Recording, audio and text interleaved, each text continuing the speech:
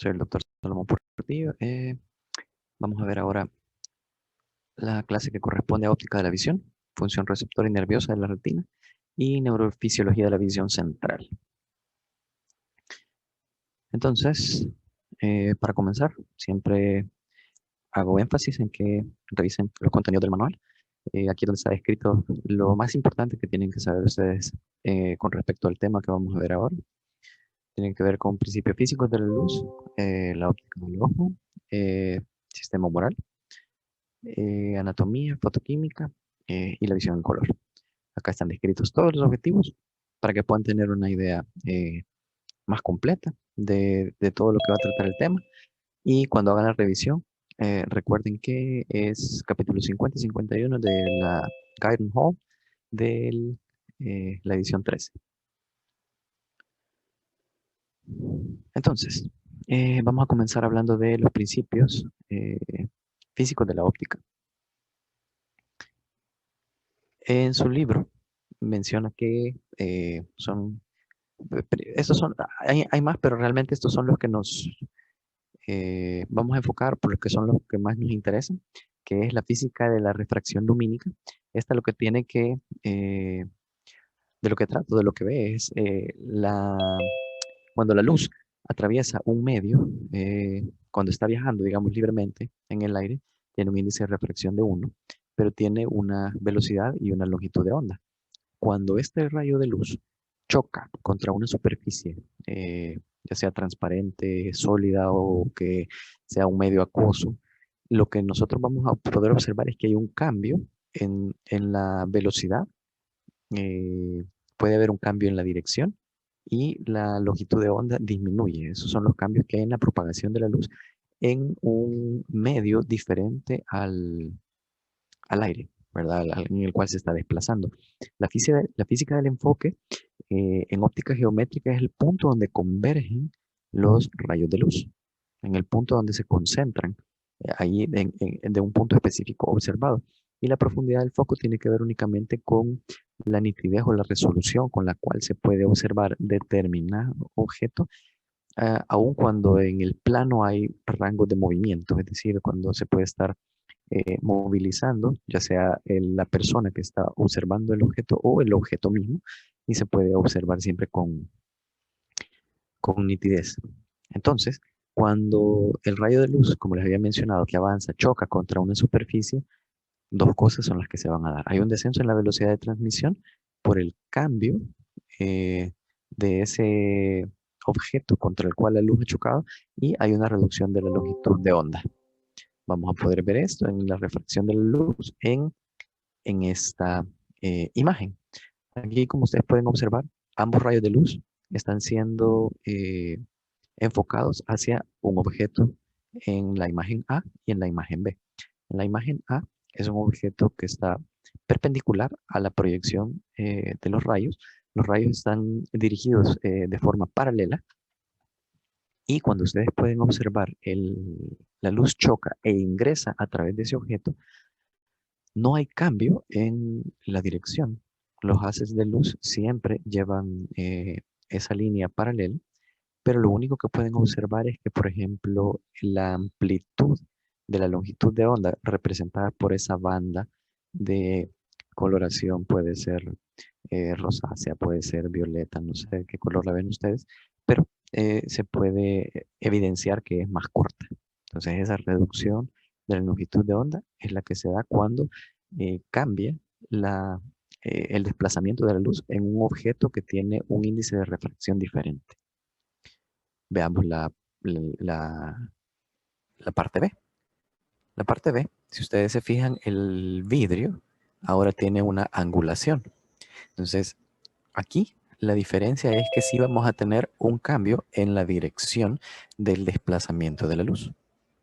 Entonces, ustedes pueden ver que, al igual que en la figura A, hay una disminución de la longitud de onda, pero ha cambiado la trayectoria del desplazamiento de la luz a raíz del cambio del ángulo.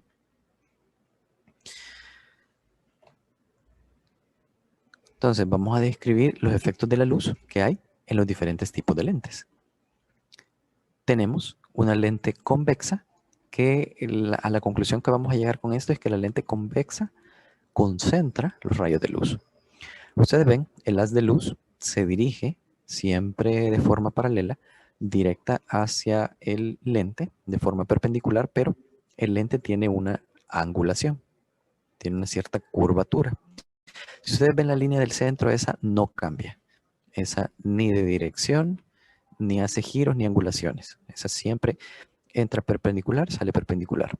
A diferencia de las líneas que están ejemplificadas del medio hacia el exterior. Entonces, estas líneas, si ustedes pueden ver, cuando entran en el lente, hacen un pequeño giro por la diferencia del ángulo al cual tuvieron el ingreso. Y el segundo giro que hacen es al salir del lente. Entonces, el punto en donde convergen todas las líneas, a eso lo vamos a llamar punto focal. Y la distancia focal es la distancia, valga la redundancia, que hay entre la salida del haz de luz desde el lente hasta el punto donde convergen. Entonces esa va a ser la distancia focal de la refracción de los haces de luz cuando han salido a través de este lente. Entonces vamos a llegar a la conclusión, como les había dicho al principio, que una lente convexa concentra los rayos de luz. A diferencia entonces de una lente cóncava. Los efectos que nosotros podemos ver de los rayos de luz, al igual que en el lente anterior, siempre la proyección de la luz es distante, los rayos son paralelos, entran en el lente, en la concavidad del lente, pero si ustedes pueden observar, la línea central, esa no cambia de dirección. Pero por la forma del ángulo que tiene este lente, ustedes pueden ver que el giro que hace, en lugar de converger, hace una dispersión de la luz. Entonces, y el otro giro que hace al salir del lente, dispersa aún más la luz. Entonces, esa refracción no es en dirección convergente, sino que es divergente. Tenemos también una lente cilíndrica que desvía los rayos de luz en un solo plano, en comparación con las lentes esféricas. Tenemos una proyección que se dirige hacia una lente circular, digámoslo así, es divergente, y en el momento que capta, que entra o que ingresa a la superficie, inmediatamente se vuelven paralelas y perpendiculares a la superficie. Y así sucediera si tuviéramos una convexidad en el lente, si fuese de, digamos, una dimensión más grande. Y el último efecto que nosotros vamos a ver es la combinación de las lentes cilíndricas. O sea, un ángulo recto equivale a una lente esférica. Ustedes pueden ver en ambos tenemos una proyección externa que son divergentes, o sea, que es decir, que se va ampliando. Ambas luces inciden en una combinación de lentes cilíndricas, y lo que obtenemos al final es una concentración de los haces de luces. O sea, todas se dirigen hacia un punto focal en específico. Entonces, cuando veamos, la importancia de esto es que vean cómo se van dando las proyecciones de los haces de luz, dependiendo de la forma de los lentes. Entonces, vamos a analizar el punto focal. Como ya les había dicho, el punto focal es la distancia o el sitio, más bien dicho, en donde convergen todos los haces de luz. Lo que nosotros vamos a tener aquí en cuenta es que al analizar esta imagen, podemos concluir o podemos darnos cuenta que dependiendo del espesor o del grosor o del tamaño de la lente que vamos a tener, nosotros podemos lograr que el punto focal cambie o que varíe en su distancia. Podemos analizar, por ejemplo, la imagen, la primera y la segunda. Ustedes pueden observar el lente que nosotros estamos utilizando acá son exactamente iguales, aunque la proyección de la luz es diferente. Esta viene de forma paralela y entra perpendicular al lente. En la segunda imagen nosotros tenemos una divergencia, o sea, los haces de luz se van dispersando cada vez más y cuando entran al lente, obviamente generan un cambio un giro o un cambio en la trayectoria. Entonces, en el segundo giro, logran eh, como converger para poder generar un punto focal bien distante. A diferencia de la primera imagen, como no cambia mucho la trayectoria del lente, sí hay una convergencia, digamos, como en un punto, en una distancia focal más cercana. Recuerden, por favor, mantener sus micrófonos apagados. Entonces, si analizamos la primera imagen con la tercera, nosotros vemos que el punto focal está localizado exactamente igual, aunque la proyección de la luz es diferente. En la primera vemos que es paralela, en la tercera nosotros vemos que es en dispersión, pero el grosor del lente es lo que hace que el punto focal se pueda igualar a la proyección que genera el primer lente. Entonces la conclusión que nosotros podemos sacar es que nosotros podemos modificar el punto focal dependiendo de el grosor o el espesor que nosotros podamos poner en el lente que está recibiendo el estímulo o la proyección lumínica. Ahora vamos a explicar cómo funciona el ojo como cámara. La óptica del ojo, el ojo es una cámara que equivale a una cámara fotográfica, es como lo más similar que puede haber. Es corriente, una cámara fotográfica desde el punto de vista óptico. Posee lentes, un sistema de apertura que es la pupila, una retina que corresponde a la película. Más tarde cuando estemos viendo la retina más específicamente, vamos a ver que está compuesta por melanina. Dos de las funciones que tiene esta capa es, primero, generar un ambiente de completa oscuridad dentro del ojo. Si no se tuviese esa oscuridad, en el momento que un haz de luz ingresase dentro de nuestro ojo, eso empezaría a reflejarse dentro de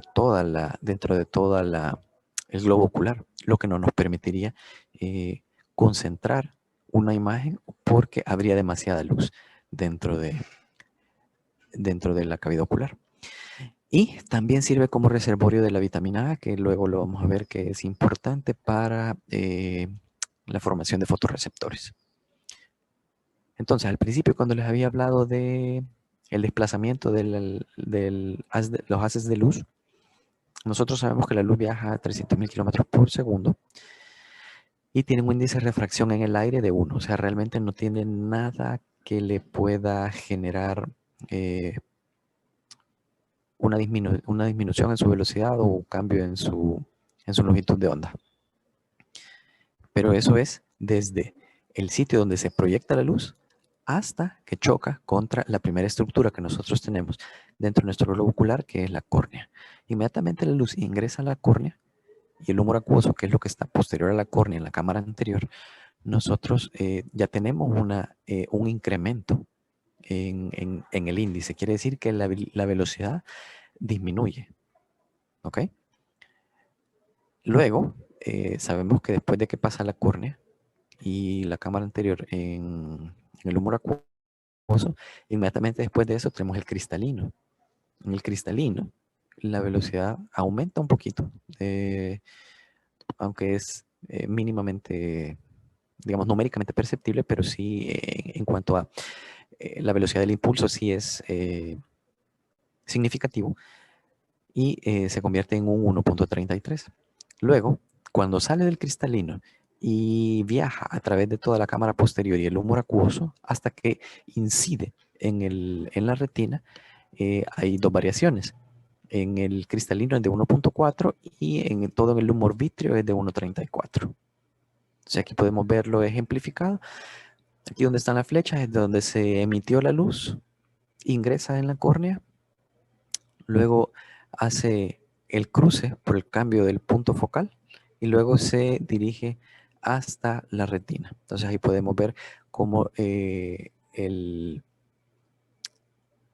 índice de refracción va cambiando a lo largo de todas las estructuras por las cuales la luz se va desplazando. Vamos a hablar entonces ahora de la formación de las imágenes en la retina. De la misma manera en que el lente de vidrio es capaz de enfocar una imagen sobre una hoja de papel, el sistema ocular puede enfocar una imagen en la retina.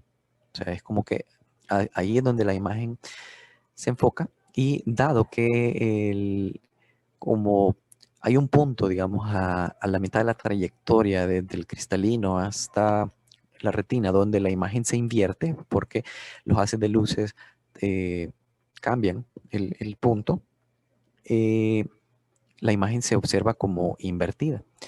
En el momento en que el estímulo lumínico es captado, se traduce en estímulo eléctrico, viaja a través del nervio a razón de milisegundos y luego que es llevado hasta la corteza posterior en el área occipital donde se da el área de la visión y la interpretación de las imágenes ahí, entonces el cerebro se encarga de girarla y de colocarla tal como nosotros estamos observando todos los objetos. Entonces aquí tenemos la ejemplificación de eso. Es captado por la fobia.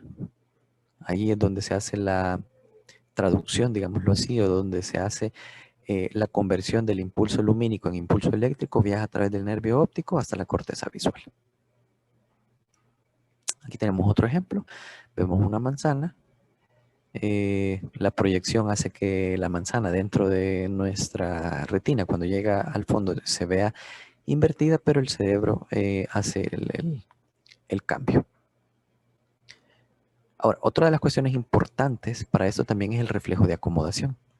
El reflejo de acomodación, lo que nosotros vamos a poder aprender de esto es que nosotros podemos enfocar la atención en diferentes objetos al mismo tiempo.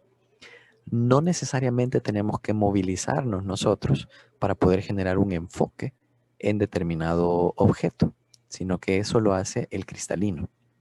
El cristalino es el que se encarga de poder acomodar la distancia o el grosor que tiene el lente, tal como lo pudimos ver en las primeras imágenes, para poder cambiar la proyección del estímulo refractario lumínico que nosotros estamos observando en determinado objeto. Porque recuerden que nosotros vemos los reflejos de la luz sobre determinados objetos. Eso es lo que nos hace ver tamaño, color, distancia, profundidad. Y ya lo vamos a ver eso más adelante también. Pero entonces, si por ejemplo nosotros quisiéramos ver un objeto que está a 3 metros de nosotros, el cristalino automáticamente hace el enfoque, porque nuestra atención está dirigida hacia eso.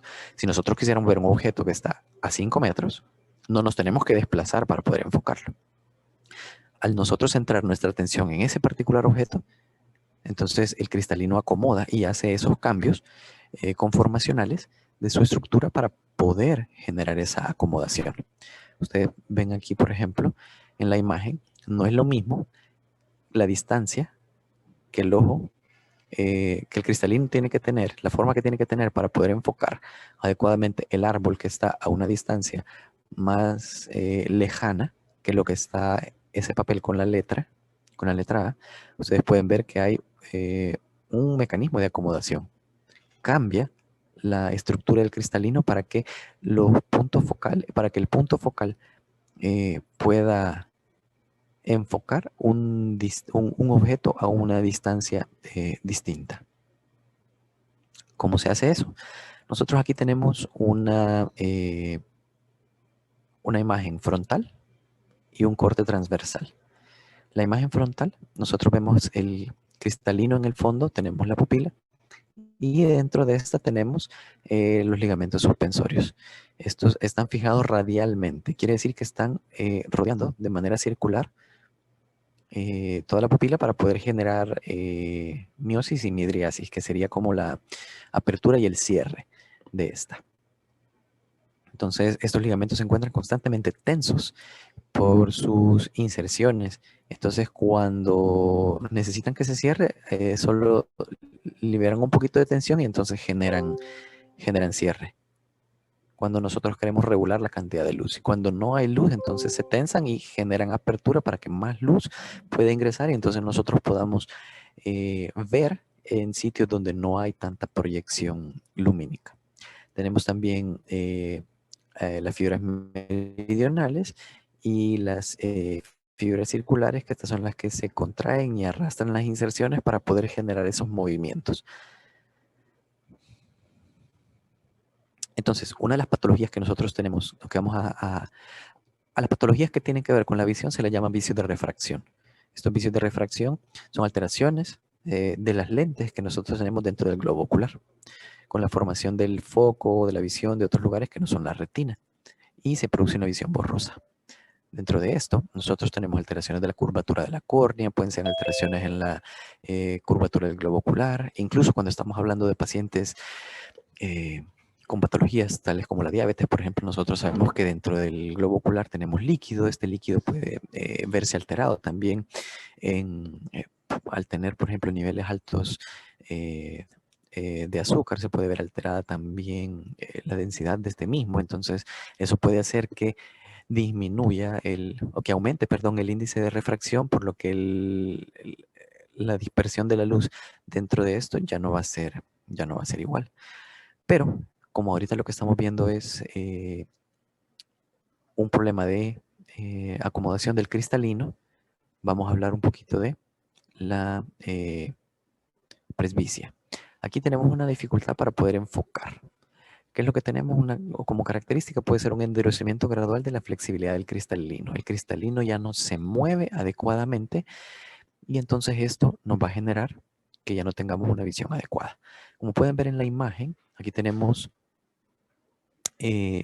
inicialmente nos está enfocando cómo es la imagen en el ojo normal. O sea, por la proyección, el punto focal llega hasta la retina y la visión se da adecuadamente. Cuando el cristalino no se mueve adecuadamente, ustedes ven que la proyección del punto focal es inadecuada y que traspasa o se prolonga más allá de donde debería ser a nivel de la retina, lo cual genera que el paciente no pueda tener un enfoque adecuado. Entonces, ahí es donde entra la corrección con un lente. El lente cóncavo, como ustedes recuerdan, dijimos al principio, el, el- lo- la, el lente distribuido de esa manera y con un espesor y con un grosor específico, lo que hace es converger la luz para que en el punto focal pueda estar con un poquito más de acortamiento y entonces pueda llegar hasta la retina. Pero ¿cuáles son los otros errores de refracción que nosotros podemos tener?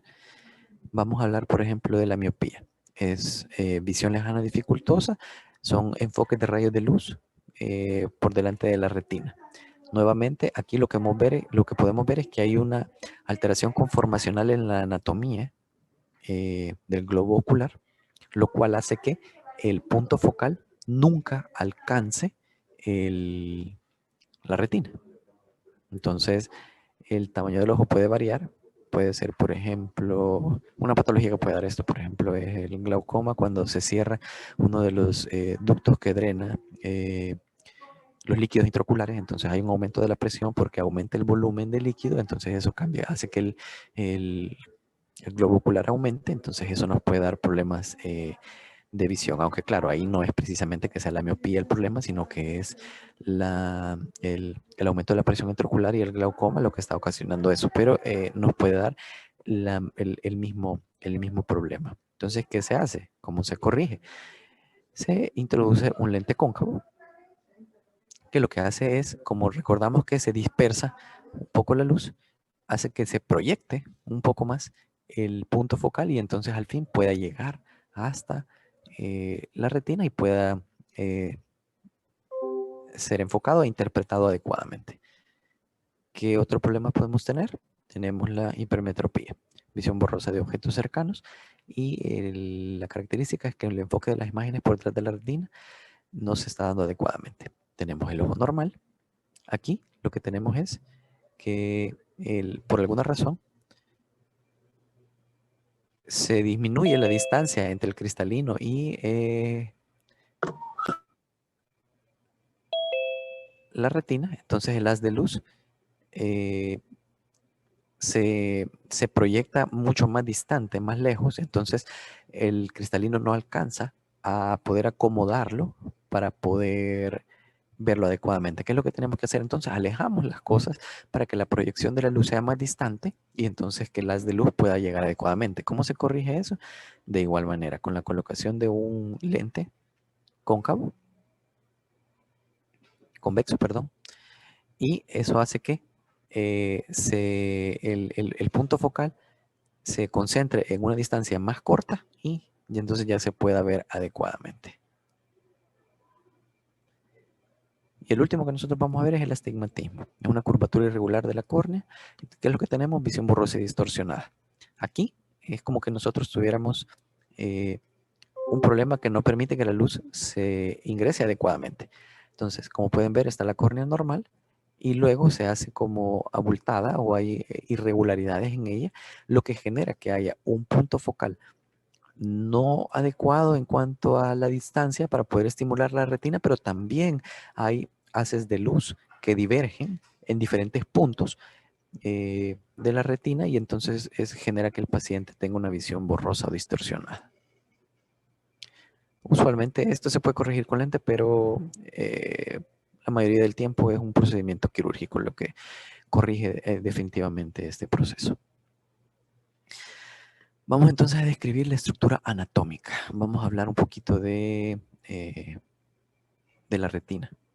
Aquí lo único que yo quiero que tengan en cuenta, en la capa pigmentaria está lo que nosotros habíamos hablado, la melanina, que es la que da el fondo oscuro de todo el globo ocular en su parte interna y donde se almacena la vitamina A en forma de retinol, que es la que va a servir para poder seguir generando los fotopigmentos. Entonces tenemos la capa pigmentaria, que ya la habíamos mencionado, tenemos la capa de conos y bastones, que es donde están las prolongaciones de estos, hacia la capa anterior, donde hacen sinapsis con las células horizontales de la capa plexiforme. Luego tenemos las células bipolares, que están en la capa nuclear interna, que esas son las que hacen la conexión con la célula ganglionar, que es donde se recibe el estímulo que va a ser convertido lumínico a eléctrico. Tenemos la capa de fibras, el del nervio óptico y la membrana limitante interna. Dentro del ojo tenemos toda la estructura, toda la retina es, digámoslo, uniforme, excepto en un área, que es en la mácula. Y en la mácula tenemos una estructura que se llama una fóvea, que es como una depresión. Si ustedes se fijan, toda la estructura de la retina conserva esta misma conformación. Está el cono o está el bastón justamente ubicado en línea. Con esto está la célula bipolar y en línea con esto está la célula ganglionar. ¿Cuál es la única diferencia que nosotros tenemos aquí en la fobia? No es que los conos o los bastones que están ubicados en esta área, aunque predominantemente son conos los que están ubicados acá, no tengan conexión con células ganglionares y bipolares, sino que estas únicamente están como hacia los lados, están desplazadas hacia los lados.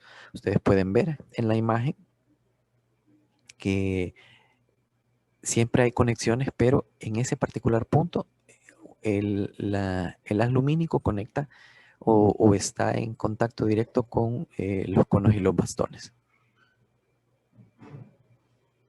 Ahora vamos a hablar específicamente de las dos estructuras que son las que van a estar encargadas de la interpretación de los reflejos cromáticos y los no cromáticos. Tenemos el bastón y tenemos el cono. Podemos decir que, por ejemplo, los bastones son los que son más abundantes. Los números son aproximados, pero siempre se maneja que son alrededor de 130 millones los que hay de bastones y son alrededor de 6 millones de conos los que están en la retina. Es una proporción más o menos de 16 bastones por cada cono. Los bastones son los que tienen que ver con la intensidad de la luz y con lo no cromático, y los conos son los que están directamente relacionados con los colores y los fotopigmentos. Entonces, acabamos la separación estructural, tenemos el segmento externo donde están las invaginaciones de la membrana, donde se encuentran los fotopigmentos, en este caso la rodopsina, que es la más abundante en los bastones, y en los conos tenemos esas mismas invaginaciones, pero las opsinas que están acá son la eritro, la cloro y la ciano, que son las que vamos a ver más adelante, que son las que tienen que ver con los colores primarios. Tenemos en su segmento interno las mitocondrias, que son las que van a ser las más importantes, por las que van a estar generando la energía para que se puedan dar todos los procesos de conversión de estos fotopigmentos, para que se estén generando constantemente dependiendo de los estímulos que estemos recibiendo. Como toda neurona tenemos el núcleo, el cuerpo sináptico, que es el que va a ser el axón y el que va a estar dando la sinapsis con ya sea las células bipolares y luego posteriormente estas con las ganglionares. Acá les había puesto una pequeña tablita en la cual podemos nosotros ver la diferencia que hay de los conos y los bastones. Nosotros podemos ver, por ejemplo, que los conos funcionan en condiciones de alta luminosidad, los bastones en condiciones de baja luminosidad. Unas son de respuesta lenta, otros son de respuesta rápida. Unos tienen que ver con la visión cromática, otros con la no cromática. Tienen que ver también con con los números, que unos son más abundantes, otros son más pequeños. Entonces, este cuadrito es el que les está tiene plasmado, digamos, todas las diferencias que nosotros habíamos visto ya en las diapositivas anteriores. Ahora vamos a hablar un poquito de la fotoquímica de la visión. Acá, lo importante que nosotros vamos a mencionar es que tanto como los bastones y los conos tienen productos químicos que se descomponen al poder recibir estímulos lumínicos o al estar en ausencia de luz. Así es como están trabajando. La sustancia sensible a la luz, independientemente de cuál sea, es la rodopsina. Y está en los bastones. Y en los conos están los pigmentos de color que ya les había mencionado, que son la eridopsina, la cloropsina y la cianopsina. Eso ya lo vamos a ver al final. Entonces, ¿qué es lo que sucede? Nosotros aquí tenemos el estímulo lumínico, es lo primero que nosotros vamos o lo que inicia, digamos, el proceso. Es la energía lumínica, es captada o se asocia con la rodopsina y esta, al estar unida con el estímulo lumínico o al captar la luz, viene y se convierte en una fracción de segundo en vasorodopsina. Esta, en cuestión de segundos, también como es una sustancia muy poco estable, luego se convierte en lumirrodipsina. De igual manera, en cuestión de segundos se va degradando hasta llegar a metarrodopsina 1, luego a metarrodopsina 2, y aquí es donde se puede tomar dos vías. Si nosotros estamos teniendo un estímulo lumínico constante, esta metarrodopsina se convierte en oscotopsina.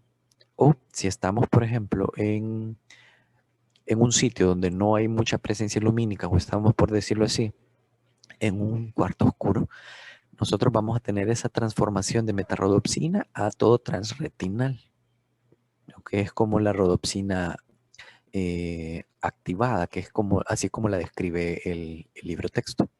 Entonces, la primera etapa que vamos a tener es, al captar un estímulo lumínico, nosotros tenemos rodopsina dentro de los discos membranales de los conos. Allí hay una cierta cantidad, digamos, como de reserva. Pero para que esto no se acabe y pueda seguir captando estímulos lumínicos, la escotopsina se tiene que unir con la 11-cis retinal para poder convertirse en rodopsina y poder seguir captando esta energía lumínica. Nosotros también, como les había mencionado, en la retina tenemos almacenado el todo trans, pero en forma de retinol, porque ahí es como les había mencionado que se almacena también la vitamina A. Entonces, aquí únicamente lo que vamos a tener es la acción de una enzima, que es la isomerasa retinal, que va a hacer un proceso de isomerización. Como nosotros podemos ver ahí escrito, el todo transretinol se va a convertir en 11-cis. Va a haber un cambio en su estructura química de trans a cis y se va a convertir en 11-cis retinol. Entonces, luego va a haber otro proceso de cambio y va a cambiar de retinol a retinal para poder luego unirse a la escotopsina y poder formar nuevamente rodopsina para seguir captando el estímulo lumínico y que el proceso pueda estarse dando cíclicamente dependiendo del estímulo que nosotros estamos recibiendo. Entonces, así es como químicamente nosotros podemos explicar cómo se da la visión. Claro, aquí no estamos hablando todavía de cómo es que captamos colores, eso lo vamos a ver hasta el final, pero así es como nosotros captamos impulsos lumínicos. Aquí tenemos nada más otra imagen, que es la que nos está ejemplificando de una manera, digamos, más gráfica. Tenemos el bastón en su parte más externa, tenemos los discos de membrana donde se encuentran las moléculas de rodopsina, viene el estímulo lumínico, que es el fotón. Esto hace que la rodopsina sufra todas esas transformaciones que les había mencionado anteriormente hasta llegar a transretinal.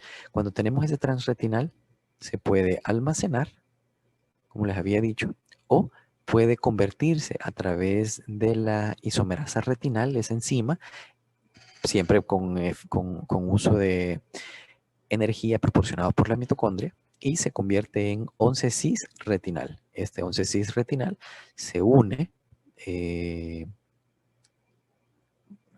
como les había mencionado, con la escotopsina y al estar unidas, ambas forman la rodopsina y el estímulo puede volver a generarse cíclicamente. Entonces, la función de la vitamina A en la formación de la rodopsina, únicamente lo importante de acá, y volvemos a esta misma imagen, es decirles que es como una segunda vía. Si nosotros tenemos transretinal, únicamente la isomerasa lo que hace es convertirlo, cambiar su conformación de trans a cis para que se pueda unir con la escotopsina. Pero la importancia es que tenemos que tener vitamina A para que ese transretinal también, la combinación de la vitamina A con puedan generar a través de esa isomerización el retinol para convertirlo a retinal y que este pueda entonces unirse con la escotopsina para formar rodopsina. Entonces, si nosotros tenemos un paciente que tiene una avitaminosis, en este caso avitaminosis A, el paciente pues entonces va a presentar ceguera nocturna porque no tiene depósitos adecuados de vitamina A para poder seguir produciendo o generando el transretinol para convertirlo a cisretinol y que este se pueda hacer retinal y unirse a la escotopsina para formar la rodopsina. Entonces, por eso es importante evaluar todo este tipo de cosas en los pacientes porque pueden ser problemas dietéticos o vitamínicos lo que le puede estar generando, por ejemplo, en este paciente, la ceguera nocturna. vamos a hablar de la adaptación a la luz y a la oscuridad. Aquí nosotros, este proceso se da por dos mecanismos. La adaptación a la luz se puede dar por cambios en el diámetro pupilar, se puede dar también por cambios en la concentración de rodopsina y las sustancias fotosensibles. Recordemos que si no hay estímulo lumínico, si no hay un fotón, la rodopsina no se une y no cambia. Entonces, si estamos en oscuridad, lo que nosotros tenemos es la todotransretinal. Esa es porque no hay un estímulo que esté necesitando la generación de la rodopsina para captar la luz. Entonces, aquí lo que nosotros vamos a ver, nosotros podemos hacer, cuando vean, o creo que ya lo vieron en el sistema nervioso autónomo, bueno, falta que vean todos los demás sentidos, pero la mayoría de estos se dan por despolarización. Entonces entra carga positiva y se da el potencial de acción. La única diferencia es que cuando estamos hablando de la visión, aquí lo que hay es una hiperpolarización. Entonces, lo que hay es aumento de la negatividad, porque cuando hay presencia de luz, ustedes pueden ver acá, los canales están cerrados. El sodio no entra, y cuando hay oscuridad, los canales están abiertos y permiten el ingreso de sodio.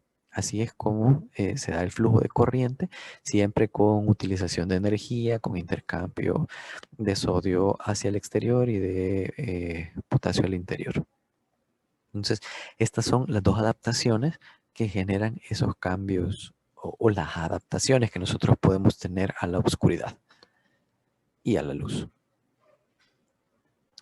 Y dentro de lo que está descrito también es hablar acerca de la visión de color.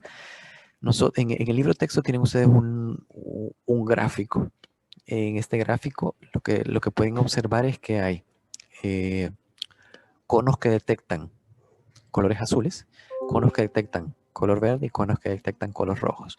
Pero no es que detecten en sí colores específicamente, sino que son longitudes de onda de la refracción de la luz sobre determinado objeto con un color específico. ¿Cómo así? Por ejemplo, si nosotros estamos viendo el negro, ustedes ven que el negro absorbe completamente la luz, por eso es que hay ausencia, otros lo llaman o lo describen como la ausencia de color, a diferencia del blanco que hace una refracción completa de la luz. Entonces, cuando se estaba haciendo el estudio de esto, lo pudieron clasificar en tres tipos de sensibilidad al color o a la longitud de onda.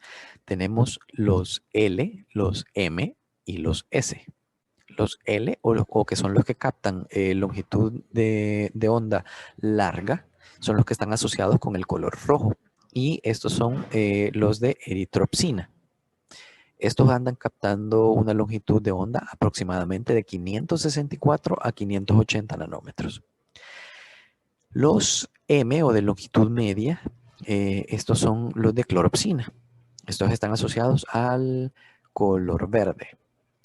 Estos andan captando una longitud de onda aproximadamente de 534 a 545. Y finalmente los S, aunque S es por short, pero debería ser los de longitud corta. Estos están captando aproximadamente una longitud de onda entre 420 y 440 nanómetros. ¿Qué es lo que pasa con las intensidades que están abajo de 400? Esos no los capta el ojo humano y son las que se describen como las radiaciones ultravioletas. ¿Qué pasa con las que están arriba de 700? Esas tampoco son captadas por el ojo humano y son las que se describen como las luces infrarrojas. Entonces, ninguno de los extremos, arriba de 700 o abajo de 400, pueden ser captadas por el ojo humano y son abajo de 400 las ultravioletas y arriba las infrarrojas. Entonces, ¿cómo es que vemos? ¿Cómo es que apreciamos colores?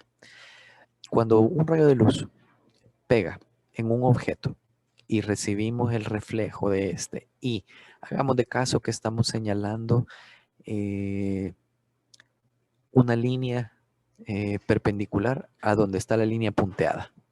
Si nosotros nos desplazamos hacia arriba, vemos que estamos cerca del punto donde confluyen el verde con el rojo. Entonces, si nosotros, y le vamos a poner un número, digamos que esto es 580.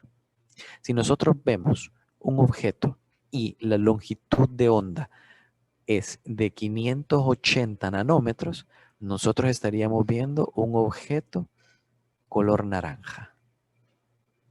Si nosotros estamos viendo un objeto que tenga, pongámosle 550 nanómetros de longitud de onda, el color que estaría siendo captado sería el amarillo. Y los conos que estarían, digamos, ejerciendo su función ahí serían los de cloropsina y los de eritropsina, que serían los de longitud larga y los de longitud media. En cambio, si nosotros, por ejemplo, vemos un objeto que tenga 420, digamos que fuera este donde inicia la línea punteada, 420 nanómetros de longitud de onda, nosotros estaríamos viendo un objeto que podría ser o violeta o podría ser, digamos, alguna tonalidad de azul, tal vez un poco más clara, no tan intensa. Entonces, así es como nosotros químicamente captamos los colores en base a la longitud de onda que nosotros recibimos de los estímulos lumínicos externos. Y esos son mayormente todos los objetivos que queríamos cubrir ahora. Tenemos nada más 4 minutos antes de las 12. No sé si hay alguna pregunta que quieran hacer con respecto a eso.